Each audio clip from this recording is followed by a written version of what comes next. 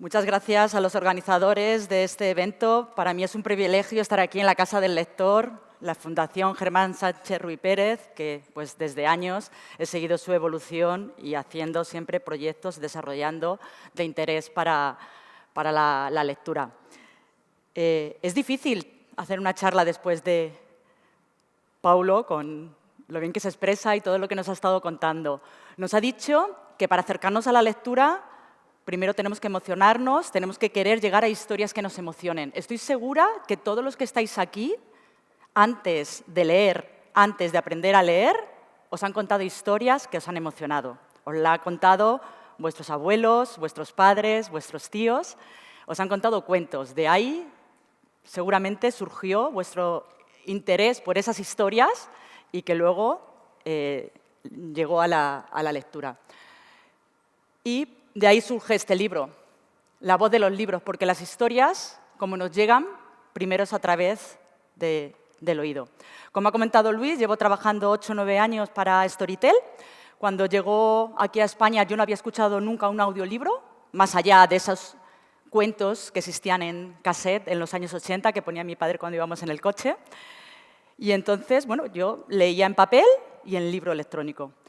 Para mí, desde entonces, yo digo que Storytel me ha cambiado la vida porque puedo sumar muchas más horas de disfrute de los libros. Yo sigo leyendo en papel, me encanta, sigo leyendo en digital, principalmente por la noche, y sigo disfrutando de los libros en formato audio cuando estoy haciendo el cambio de temporada en los armarios, cuando estoy dándome un paseo o cuando voy en el metro por Madrid, ¿vale? Entonces, una de las cuestiones que siempre tenemos los lectores es es que no tenemos tiempo para leer todo lo que nos gustaría. Bueno, pues hay unos determinados libros que puedo disfrutar con ellos gracias al audio. Pero todo esto estábamos hace 8 o 9 años y teníamos que explicar a la gente que iba a venir una nueva forma de disfrutar de los libros, que era a través del audio, y era una nueva manera de leer. Así es que, bueno, pues me fui con los cascos de la compañía a explicar a editores, agentes, autores, ferias del libro, a la prensa, que los audiolibros era una manera de leer. Y ahí, pues, como os podréis imaginar, empezaron a surgir muchos debates, muchas polémicas, como ha comentado Luis, de si escuchar y leer son lo mismo o no son lo mismo. Entonces, vamos a comenzar conociendo cuál es vuestra opinión. Me gustaría que levantase la mano aquellos que penséis que leer y escuchar son cosas completamente diferentes. Muy bien, yo creo que la mayoría, ¿no? Más o menos. Vale. Y ahora que levanten la mano los que piensen que leer y escuchar son lo mismo. ¿Alguno hace así? ¿Ya le da vergüenza? Ahora después 3, 4, venga, 1, 2, 3, 4 por allí. Vale, bueno, creo que ha ganado por mayoría la opción 2. Iremos viendo todo este desarrollo y cuál es mi tesis que planteo en este libro, a la conclusión a la que yo he llegado después de estos años de trabajar con el audio, de ser usuaria, de dedicarme a este sector. Y os adelanto que las dos opciones son buenas. La primera conclusión a la que llegué, gracias a todos estos debates que tuve y a estas presentaciones que fui haciendo, es que tal y como leemos ahora, habitualmente en silencio y en solitario, es algo moderno. Lo que hoy en día nosotros llamamos leer, en otras épocas era leer en voz alta. Lo que hoy en día nosotros llamábamos leer en voz alta. Lo que ocurre es que para ellos simplemente era leer, porque era lo más práctico, lo más habitual, y no había otra forma de llevarlo a cabo en muchas ocasiones. Vale, entonces, a partir de ahí empecé a investigar, empecé a interesarme por este mundo y resulta que como especie hemos escuchado mucho más que leído. Nuestra especie, el Homo sapiens sapiens, los antropólogos calculan que existe desde hace 120.000 años. En cambio, la palabra escrita tan solo existe hace unos 5.000 años. Por lo cual, ¿cómo nos hemos contado historias? Principalmente a través de la voz. Érase una vez. Comenzaba esta charla comentando que todos, seguramente antes de leer, nos han contado historias. Nos hemos emocionado con esas historias que luego nos han animado a querer aprender a leer y a disfrutar con un libro. Pues resulta que esta fórmula, érase una vez, la podemos encontrar en esta vasija que está en el Museo Británico de Londres, en el cual aparece un señor barbudo, con una toga, con un bastón, que va contando historias. Aquí no se ve muy bien, pero aparece un bocadillo, como una viñeta de un cómic, en el cual aparece la siguiente frase. Érase una vez en Tirins, Tirins era una ciudad griega. Es increíble, me llamó mucho la atención cómo después de tanto tiempo sigamos utilizando esta fórmula de érase una vez. Y cómo cuando entras en un aula, estás con tus sobrinos, estás con alguien y dices, os voy a contar una cosa. Me ocurrió hace tiempo tal cosa y ya solamente con el mostrar ese comienzo tienes al público encandilado. En Grecia descubrí que lo importante era lo oral, no era lo escrito. Hoy en día estamos en una sociedad que lo escrito tiene tanta importancia que a veces nos olvidamos que esto no ha sido así siempre. En Grecia lo más importante era lo oral. De hecho, la sentencia latina verba volant, scripta manen, las palabras vuelan, lo escrito permanece, que solo utilizamos hoy en día, ¿no? Las palabras se las lleva el viento. A mí, pónmelo por escrito, que es lo que vale. Pues resulta que hay expertos, bueno, ya lo dijo Borges o Alberto Mangel, que la interpretan de una manera diferente. Lo que dicen es que en ese momento las palabras vuelan. Las palabras son capaces de llegar a todos los sitios, hasta la última isla griega. Las palabras, lo escrito, permanece, está muerto. ¿Por qué? Porque en este momento, ¿quién sabe leer? ¿Quién puede acceder a los libros? Los libros no tenían el formato que tienen en la actualidad, eran pergaminos, papiros, pesados, y era difícil que esas palabras llegasen a cualquier sitio, por lo cual eran las palabras las que hacían llegar las historias. Y de hecho, bueno, también conocéis Sócrates, que bueno, pues estaba en contra completamente de la escritura, porque decía que la escritura nos atonta. La escritura nos hace que no tengamos que memorizar. La escritura no nos hace tener un diálogo entre nosotros. Menos mal que Platón no le hizo caso y escribió sus enseñanzas y gracias a él nos llegaron. Pero una cosa que me ha permitido mucho el investigar sobre todos estos temas es que siempre que ha ocurrido una innovación lo hemos visto como una amenaza, que siempre nos hemos ido de un extremo al otro. Y en el libro, evidentemente, tiene casi 500 páginas, no las voy a contar aquí todas, pongo muchos de esos ejemplos, como cuando surgió la imprenta, toda la evolución que ha tenido el mundo del libro, y la conclusión es que, bueno, no hay que estar ni en un extremo ni en otro, hay que verlo desde otras perspectivas, porque si hiciésemos caso a los antiguos griegos, pues hoy en día no escribiríamos, porque nos atonta, y como nos atonta, no lo hacemos, ¿vale? Lo mismo ocurría en Roma. Gracias a la correspondencia de Plinio el Joven, que bueno, pues podemos saber cómo era la vida en la Roma del siglo I después de Cristo, conocemos, por ejemplo, que a él le gustaba mucho que mientras estaba comiendo, pues alguien, habitualmente era un esclavo, le leyese en voz alta. Claro, es que no tenían ni tele, ni radio, ni móvil. Entonces, bueno, estás comiendo, pues qué bien que alguien te lea en voz alta un libro. También lo hacía cuando se iba de caza. Y también me gustó mucho descubrir esta faceta de la lectura como un evento social, como una fiesta. Todos tenemos en nuestra cabeza esas bacanales romanas en las películas donde hay bailes, hay música, hay grandes comilonas, pero es que además de eso, después en un determinado momento paraban y se ponían a leer. Y leían durante horas para disfrutar todos en conjunto. No solamente leían, sino también en este caso tenían esclavos memorialistas, que era que una persona tenía memorizada un libro y de hecho adquiría el nombre de ese libro. Hay una anécdota de que un rico aristócrata en un determinado momento estaba discutiendo con un compañero, con un invitado a su fiesta y tenían una duda sobre la Ilíada y llamó a su criado. Que venga la Ilíada para que me cuente, me diga ese párrafo. Y otro le dijo, señor, la Ilíada no puede venir. Pero bueno, ¿cómo puede ser eso? No, es que tiene dolor de estómago. No ha podido venir hoy, está enfermo y no puede decirlo en voz alta. Entonces, bueno, me gustó mucho eso, descubrir cómo era un evento social que se disfrutaba en comunidad, en un ámbito festivo, como hoy en día podemos escuchar música de forma individual, pero también podemos ir a un concierto y disfrutarlo en conjunto. O podemos hacer otro tipo, ver una película en nuestra casa o ir a un cine y compartirlo con otras personas. Eso existía antes con la lectura, que quizá hoy lo hemos perdido, y en el libro además aboga a recuperar estos encuentros como lectores donde podamos leer en alto y leer en conjunto. Evidentemente no nos vamos a leer la Ilíada, ya sabemos todos que estamos muy ocupados y no podríamos, pero ¿por qué no relatos o cosas más pequeñitas? ¿Vale? Bueno, llegamos a la Edad Media. ¿Y qué es lo que ocurre? Que la lectura en voz alta se da también en los monasterios.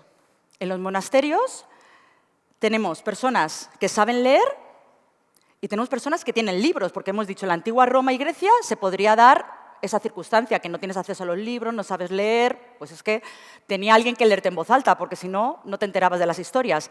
Pero cuando nos vamos a la Edad Media, los monasterios, cuna de la producción libresca, saben leer y leen también en alto. ¿Por qué lo hacen? Entre otras variables, porque aunque sí que existían libros, todavía estamos en un proceso donde el libro no está industrializado, evidentemente, todavía se copian a mano, bla, bla, bla. Era muy costoso tener algunos de los ejemplares. Entonces, por ejemplo, en la abadía de Cluny, en el siglo XII, donde se calcula que existían alrededor de 500 monjes, si tenían la Divina Comedia y tenían un ejemplar, no tenían más, si querían leerlo de uno en uno y calculamos que tarda cada uno un mes, venga, vamos a decir que le echan tiempo y se lo leen en un mes, el último tendría que esperar 5 años para poderlo leer. De esta manera, en cada comida, en cada cena, uno de los padres se dedicaba a leer en voz alta a los demás. Esto está arreglado en la regla de San Benito y se establece que cada semana sea uno de los padres el que lea en voz alta, bla, bla, bla, bla, bla, bla. Es una cuestión útil. Por supuesto, también se controla lo que se lee, no se da esas libertades que da la lectura íntima y demás. Pero bueno, que sepamos que aquí en la Edad Media también continuó leyéndose en voz alta. Pasamos al Siglo de Oro. Y en el Siglo de Oro se leía en las calles, se leía en las plazas. Igual tenemos todavía una población principalmente analfabeta. El libro sigue siendo un producto de lujo y se lee en voz alta en el estrado, las mujeres que se reunían mientras hacían labores y demás. Y releyendo, mejor dicho, textos del Siglo de Oro, la Celestina, el Buscón, el Quijote, por supuesto, por ejemplo, te das cuenta de que muchos de estos autores del Siglo de Oro no se dirigen en los prólogos o en otros textos previos a la obra a los lectores llamándoles así. ¿Sabéis cómo les llaman? Les llaman oyentes. No les llaman lectores, porque sabían que principalmente les iban a escuchar, no a leer. Quevedo dice, oyente, si tú me ayudas con tu malicia y tu risa, verdades diré en camisa, poco menos que desnudas. Oyente. En la Celestina, por ejemplo, al principio se nos dice cómo tienen que ser leídas los diferentes diálogos, cómo se tiene que murmurar entre dientes, cómo se tiene que poner tal énfasis. Y luego el Quijote es un crisol de lectores. O sea, Cervantes nos presenta una sociología del Siglo de Oro en cuanto a lectores. Nos presenta esa persona que sabe leer, que tiene formación, que es el cura, y que lee en voz alta. Y no sé si recordáis que hay escenas en las cuales el cura, en la venta, lee varias de las novelitas en voz alta. Pero también nos retrata a Sancho Panza, que es el hombre iletrado que tiene la tradición oral y que cuenta historias en voz alta, que le ponen de los nervios a Quijote porque es muy repetitivo. Como buena tradición oral, tiene que anclarse en ciertas fórmulas memorísticas para repetir y reproducir esa historia verbalmente. Entonces tenemos al cura, letrado que lee en voz alta, Sancho Panza, analfabeto, que cuenta historias, y tenemos a Don Quijote, que Don Quijote es un lector moderno.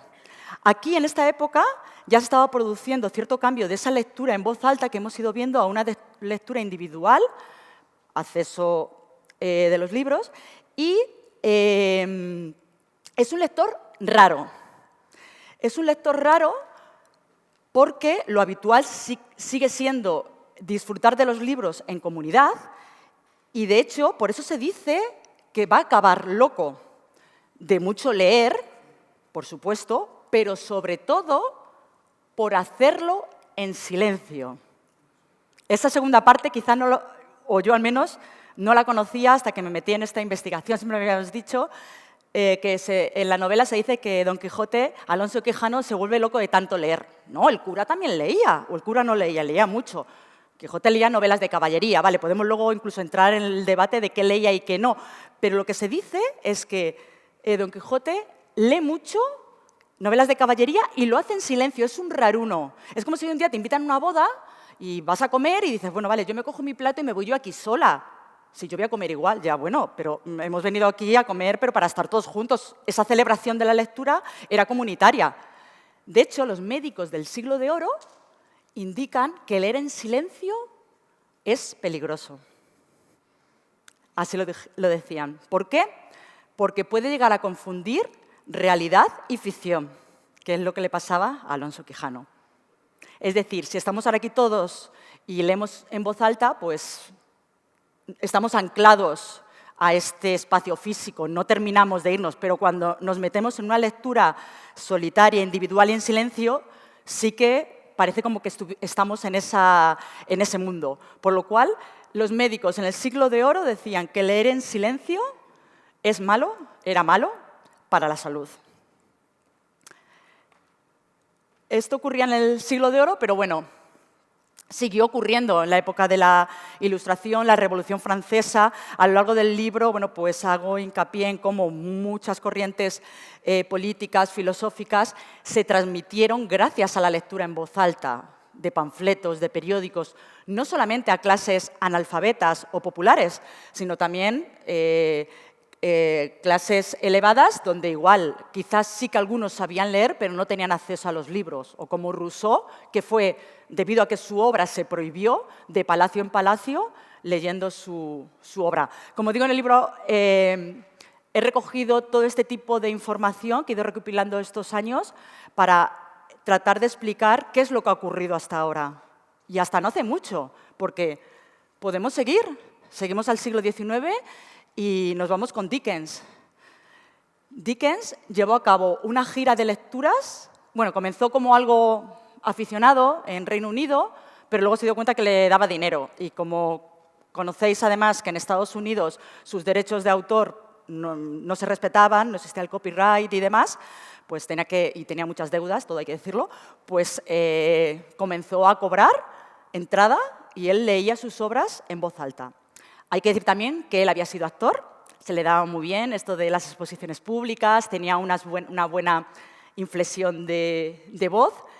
Hizo varias giras por todo el Reino Unido y en Estados Unidos con gran éxito. O sea, la gente mataba por conseguir una entrada, y esto es literal. O sea, en un determinado momento una persona mató a otra para conseguir una entrada para el teatro, escuchando a Dickens leer sus obras. Evidentemente, no eran las obras íntegras, sino él mismo hizo una adaptación que a lo mejor pues podía durar ese resumen 1 hora, 2 horas, que están hoy en día publicadas por la editorial Alba.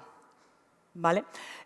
Pasó sus últimos días en la gira y murió en una de las charlas. Él cuenta en una carta a su mujer que le encantaba conocer las emociones que tenía el público cuando él leía sus obras, porque, como todos los escritores, cuando tú estás escribiendo, pues claro, no hay nadie que te aplauda cuando termines, ¿no? Y no ves qué es lo que generas en los lectores. En cambio, él aquí, claro, cuando contaba sus historias, veía gente que lloraba, veía gente que se reía. Y el ver la manifestación de las emociones de su obra, le decía a su mujer que era lo que más le gustaba. Llegó a ganar más dinero por las lecturas en voz alta que por la venta de libros. Y leer en la fábrica. Bueno, quizá esta sea una de las cuestiones más conocidas por vosotros. Estamos en Cuba, finales del siglo XIX. Sabéis, los trabajadores que lían las hojas de tabaco, ¿no? Lo que nosotros llamamos los puros. ¿Qué es lo que ocurre? Que eran unas fábricas donde no hay maquinaria, porque todo es manual, y no hay ruido. Entonces, bueno, pues eran muy proclive a poder hacer este tipo de cuestiones. Se les ocurrió que ya que tenían que estar más de 12 horas liando tabaco, pues que parte del sueldo de cada uno de ellos se lo destinase a uno que estaba exento de trabajar para que les leyese en voz alta. Volvemos a lo mismo, es que no tenían hilo musical, no tenían radio, no tenían nada. Y entonces les empezó a leer. Les empezó a leer y gracias a esto, en las fábricas de tabaco cubanas a finales del siglo XIX, gente iletrada resulta que leyó a Ibsen, que leyó a Cervantes, que leyó a Zola. En especial, les gustó mucho el Conde de Montecristo, que quien lo haya leído pues sabe que tiene esos cliffhangers al final de cada capítulo que te mantienen en vilo y que te hacen mantener el interés. Entonces, bueno, pues les llegó a encantar tanto que una de las fábricas se llama así y uno de los puros hoy en día, los puros Montecristo, viene por este motivo. Hay mucho que decir sobre sobre esta experiencia. En algún caso fueron prohibidas, porque además de libros de literatura, pues también, por supuesto, se leyó El Capital de Marx, se leían periódicos. José Martí, poeta y líder de la independencia de Cuba de España, fue lector de tabaquería. Entonces, en algún momento, pues, lo de que gente que no podía leer de otra manera ni acceder a información lo hiciera, pues fue prohibido. Pero sí, bueno, pues este es un ejemplo de cómo gente que no sabe leer ni puede acceder a los libros puede tener ese acceso. Y bueno, en este recorrido histórico, así un poquito acelerado que estoy haciendo, continuamos leyendo en voz alta hasta el siglo XX, hasta que el libro como tal no llegó a convertirse en un producto industrial, hasta que no fuimos capaces de producirlo de forma masiva, con unos precios determinados para que estuviesen al alcance de todo el mundo y, evidentemente, hasta que la alfabetización no fue progresando. Pero, bueno, pues a principios del siglo XX en España teníamos unos índices enormes de analfabetismo, conocemos todo el tema de misiones pedagógicas, las bibliotecas de María Moliner, donde se leía en voz alta en pueblos. Esta foto en concreto es de Barcelona, del final de la Guerra Civil, donde, bueno, pues en un ámbito rural hay un hombre que les está leyendo a los niños y, bueno, debe ser algo gracioso porque la niña se está llevando la mano a la boca y se le está pasando súper bien. Imaginar qué bonito, ¿no? Pues reunir a este grupo de chicos. Evidentemente vuelvo a lo mismo. Estos chicos no tenían un móvil, ¿no? Que tienen hoy en día, no tienen una tele, no tienen otra forma de entretenerse, que decía Paulo.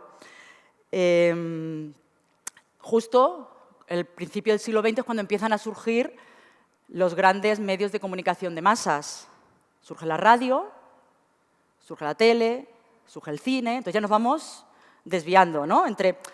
Había poca gente que leía y poca gente que tenía acceso a los libros. Pero bueno, los que no lo tenían escuchaban leer en voz alta, por lo cual, bueno, pues ni tan mal. Pero luego encima surgen otras formas de entretenimiento que son mucho más sencillas, no requieren un esfuerzo intelectual por nuestra parte y, bueno, pues ya no hay tiempo para todo y vamos eligiendo. Ese es el camino que hemos ido haciendo hasta la actualidad. Bien es cierto que en las últimas décadas, como sabéis, han ido surgiendo otras nuevas maneras, vamos a decir, de leer. Hemos empezado a utilizar ese verbo, leer, que es como se llamaba en el siglo de oro y como se llamaba en otras épocas. Tenemos los libros.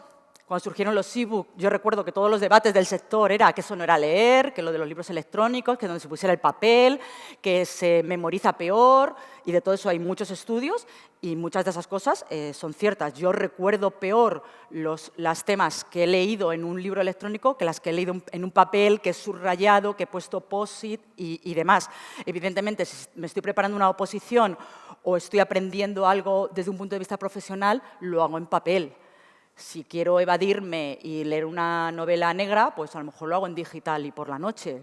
Aquí también yo creo que hemos ido aprendiendo los lectores y el sector educativo, el sector editorial, a utilizar los diferentes formatos para cada una de las utilidades que tenemos. Y en los últimos años, como digo, bueno, pues el tema de los audiolibros, como otra forma de acceder a estas lecturas y de, bueno, pues que hemos visto, como pongo aquí, que en realidad no son tan nuevas, sino que en realidad es como siempre se ha leído, a través de la escucha, de otros, por lo cual, de nuevo y de innovador, los audiolibros, siento decir, no tienen nada.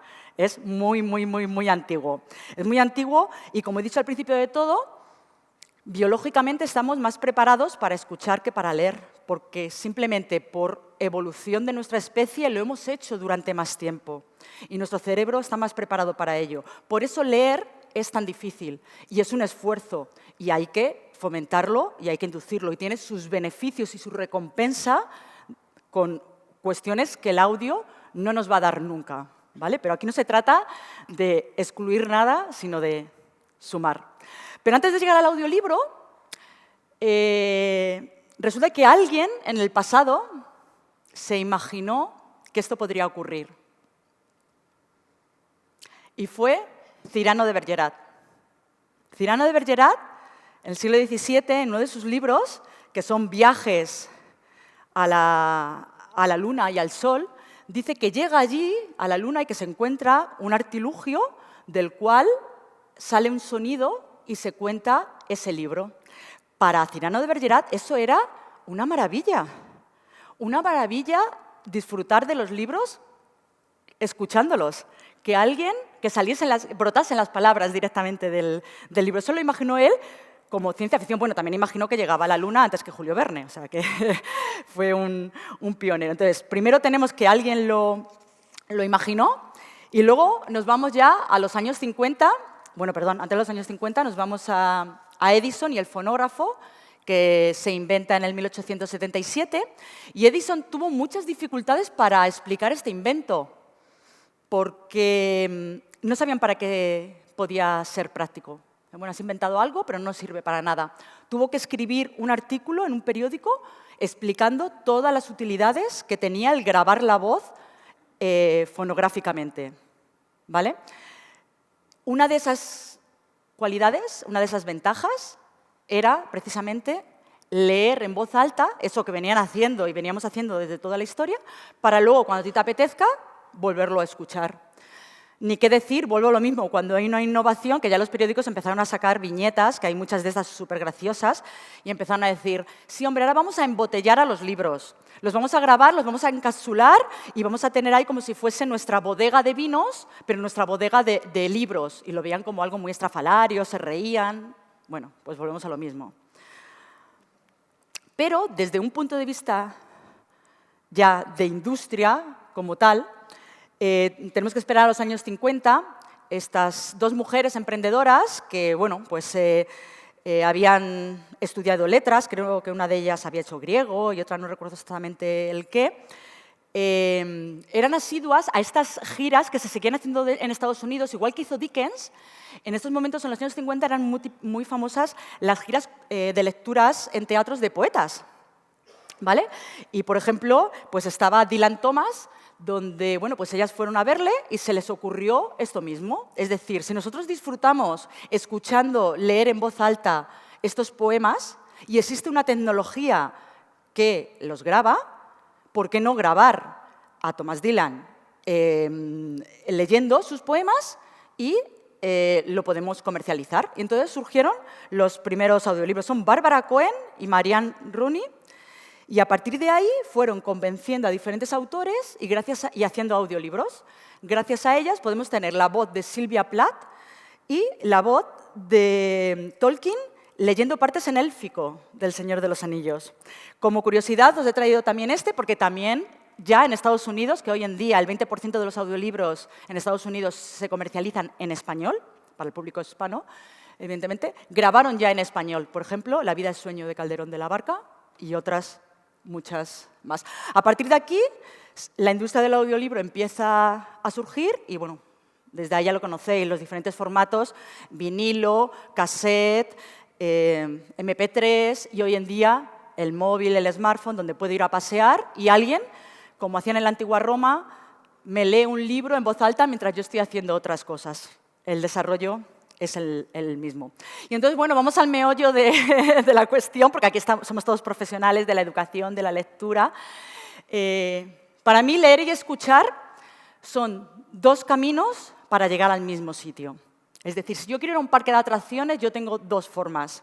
O puedo ir por la carretera secundaria, que es sinuosa, tiene muchas curvas, pero oye, mirad qué paisaje, los arbolitos, los pájaros, puedo pararme, me tomo un bocadillo, voy sin prisa, disfruto del viaje y luego voy al parque de atracciones. O puedo tomar la autovía, que voy directa, tardo 10 minutos, no me paro y yo voy al grano, a conocer el parque de atracciones.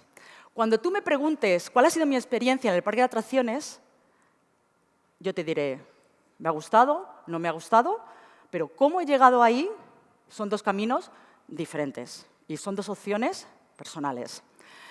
La ciencia lo que nos dice es que tanto si leemos como si escuchamos, ambas información llega a la misma parte del cerebro. Pero, por lo cual, llega al parque de atracciones, siguiendo la metáfora que os quiero transmitir, llega al parque de atracciones. Pero que para algunas cuestiones, por ejemplo, como hemos dicho, para memorizar, si estoy estudiando una oposición o demás, es mejor leer.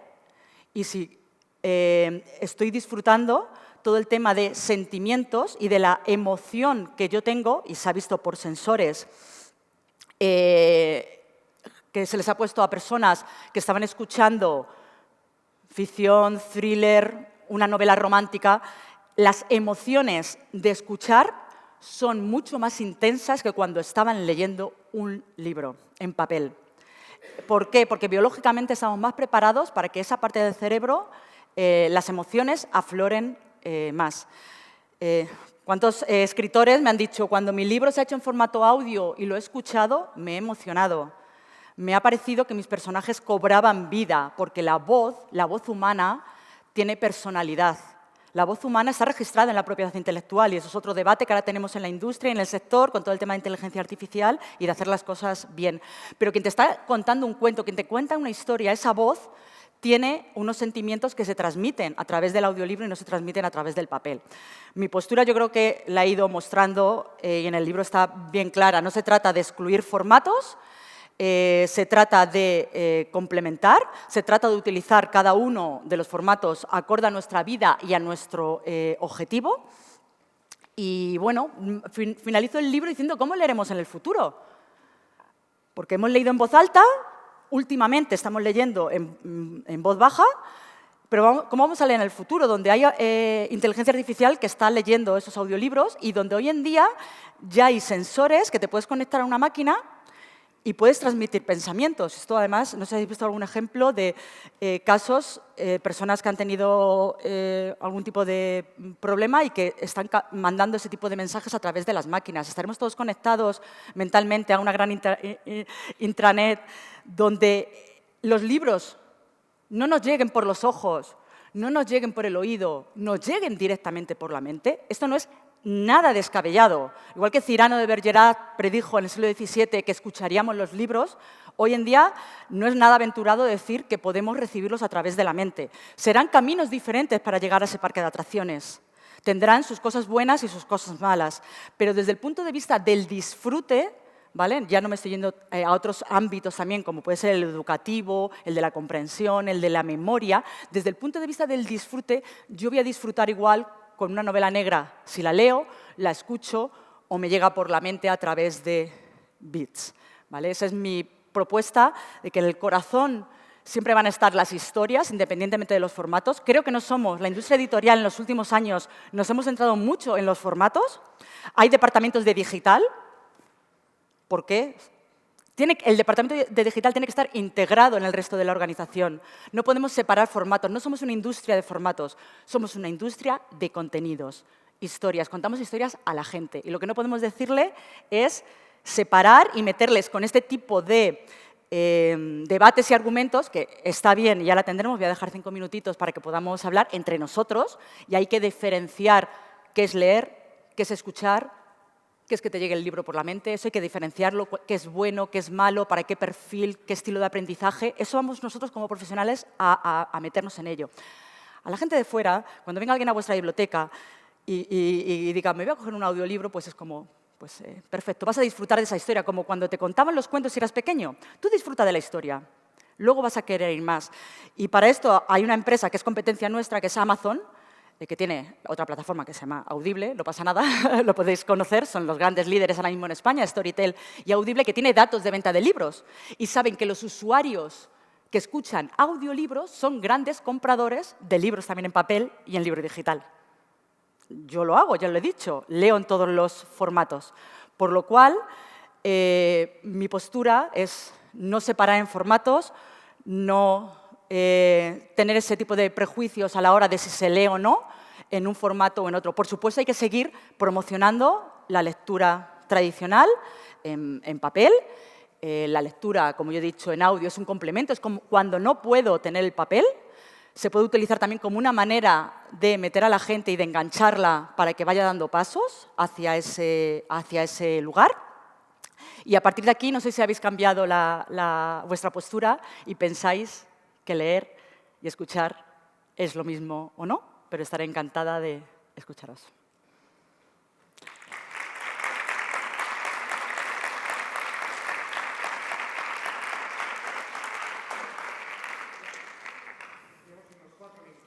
Sí. Mientras, mira, digo, si no hay preguntas, os hablo de mis recomendaciones para escuchar audiolibros. Muchas gracias, Maribel, por tu charla, que es muy sugerente. Me permito plantear una duda o un matiz, como queráis verlo, y es que hablas, claro, todo es un a priori, que es la idea de llegar al mismo punto de llegada. Y tengo que decir que disiento con esta idea porque creo que el camino condiciona la conformación del punto de llegada. El punto de llegada es radicalmente distinto porque el proceso mental, entre otras cosas, y bueno, se pueden añadir muchos otros aspectos, es radicalmente distinto. La evocación de los pensamientos, la conformación de la identidad lectora, la posibilidad de, en fin, lo que sea, relacionar ideas son muy diferentes. Y creo que quizás no sería mala idea contemplar la posibilidad de que el punto de destino cambie, porque estaremos de acuerdo en que el libro no es ese objeto que tenemos en la mano, sino cómo nosotros lo recibimos. Es una idea, muchas gracias. Vale, sí, muchas gracias por tu aportación. Estoy completamente de acuerdo con lo que has dicho. De hecho, bueno, cuando la lectura en silencio comienza a tener importancia a lo largo de nuestra historia, bueno, pues se empieza a generar un espíritu crítico. Hablo también de ello en cuestiones religiosas, cómo cambia desde el punto de vista de las ideas religiosas, políticas, porque efectivamente es diferente el camino. También es diferente cuando vamos a parque de atracciones. Hay gente, yo puedo estar disfrutando de esa experiencia de camino y no querer ir por la vía corta, sino pararme a disfrutar de los árboles y demás. Por eso he hecho hincapié en que depende de para qué lo quieras. O sea, leer uno de los libros que nos ha puesto Pablo para estas chicas, ¿vale?, de María Martínez o de Marcús, que el camino lo haga por un sitio o por otro, sinceramente creo que no va a cambiar mucho. Yo hay libros, además, que he empezado a escuchar, y he dicho, yo esto necesito leerlo, porque efectivamente, quiero pararme, quiero reflexionar, quiero comprenderlo, quiero trabajar mis propias ideas y mi relación con el libro para llegar al final, para llegar a ese parque de atracciones de otra manera. Pero hay otros libros que no tienen esas pretensiones. Y, de hecho, bueno, pues lo más escuchado en las plataformas de audio son novelas comerciales, principalmente romántica, negra. Y, bueno, pues en un país donde tenemos índices de lectura tan bajos, pues es una manera de ir involucrando a la gente en el mundo de los libros y de la lectura, ir empezando por ese escaloncito para que luego, bueno, pues puedan ir subiendo. No vamos a rechazar a nadie, entonces, y que se nos vayan a Netflix o se nos vayan a la música o se nos vayan a otros entretenimientos. Es un entretenimiento cercano. Entonces, bueno, pues ya vamos un poco aglutinándonos. Pero sí estoy de acuerdo con lo que dices. Maribel. ¿Sí? Yo no sé si es muy fructífera el debate en torno a si es lo mismo o deja de ser lo mismo, la lectura y la escucha. Uno de los programas de fomento de la lectura más completos que yo conozco es el de la ciudad de Bogotá, cuya red de bibliotecas municipales es extraordinaria, y el programa se llama tan sencillamente como Leo, y el acrónimo responde simplemente a leer, escribir. Es lectura, escritura y oralidad. Perdón. Porque, claro, son distintas. Dos de ellas, lectura y escritura, son tecnologías inventadas por los seres humanos hace 5.000 años, aproximadamente, quizá algo más. Son antropotecnias, claro, y lo otro es una disposición completamente natural. Son distintas. Es cierto que son al mismo tiempo complementarias. Es verdad, deben trabajarse sistemáticamente las tres, pero de forma complementaria, pero por distintas vías. Pero no es verdad que se activen las mismas áreas y los mismos circuitos cerebrales. Eso no es cierto. En la lectura y en la escritura hay en el cerebro, los neurólogos le llaman la caja de las letras, que es simplemente cuando empezamos a leer, tenemos que reconocer la grafía y vincularla con un fonema. En ese momento se activa una serie de circuitos cerebrales, entre ellos el de la atención, que es mucho mayor que en cualquier otro ejercicio que podamos hacer, mucho mayor que en la oralidad. Por tanto, hay movilización, digamos, de los circuitos cerebrales muy distinta de una a la otra. Y eso es lo que es la diferencia, seguramente. Vale, y yo el último libro que he escuchado es uno de Karen Martín Gaité, Nubosidad variable, que no me venía el título, Nubosidad variable. ¿Cuál ha sido mi diferencia en esa experiencia? ¿Cuál ha sido la diferencia en haberlo escuchado? Claro, yo... Te estoy dando el ejemplo de mi caso personal como usuaria, ¿no? Sí, está bien. Sí.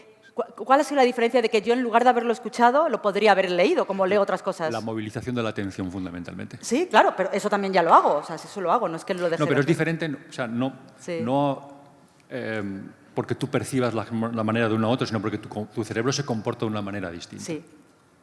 Es como tomarse un menú, ensalada, filete y postre, o tomarse una pastillita donde vienen las mismas vitaminas. No es lo mismo porque disfrutas de esa comida, los jugos gástricos se mueven, tu organismo funciona mejor que si te tomas mira, es como si cuando tú escuchas la radio o eso, como te he dicho antes, puedes estar cambiando el armario. Cuando estás leyendo, no.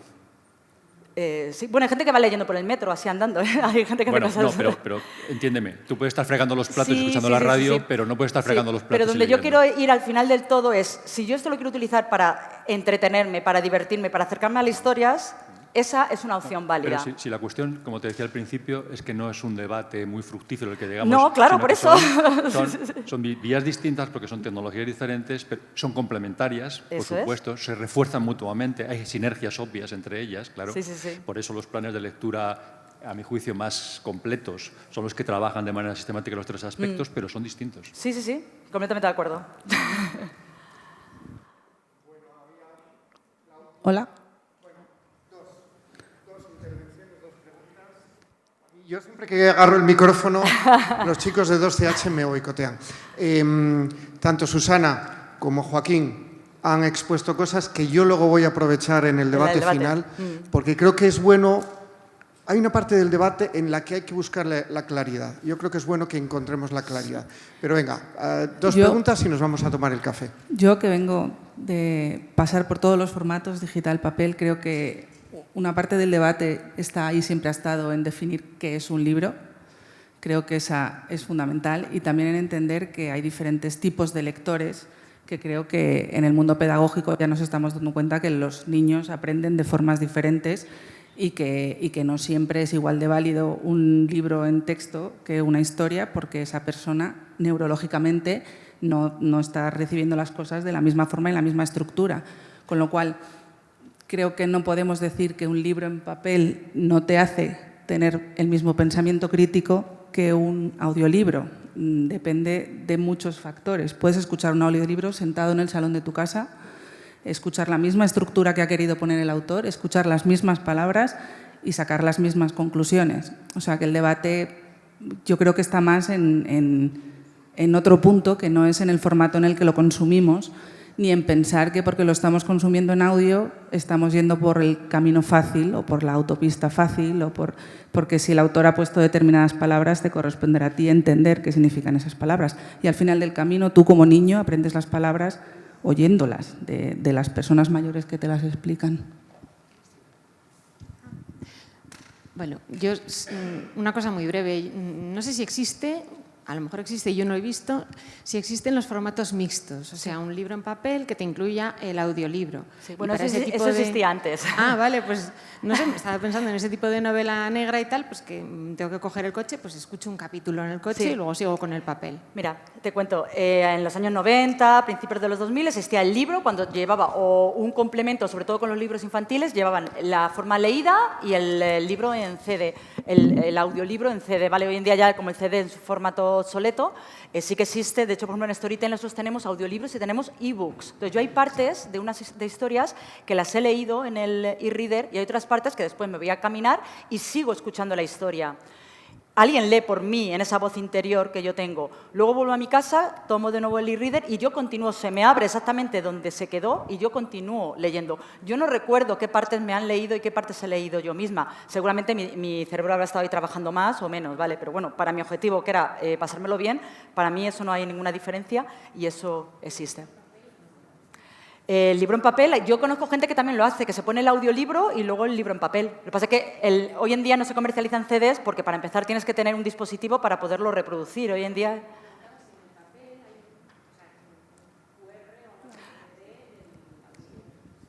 Lo tienes, es que no necesitas el QR, es que ya lo tienes en formato audiolibro o hay aplicaciones que subiendo el PDF directamente ya te lo empiezan a leer en voz alta.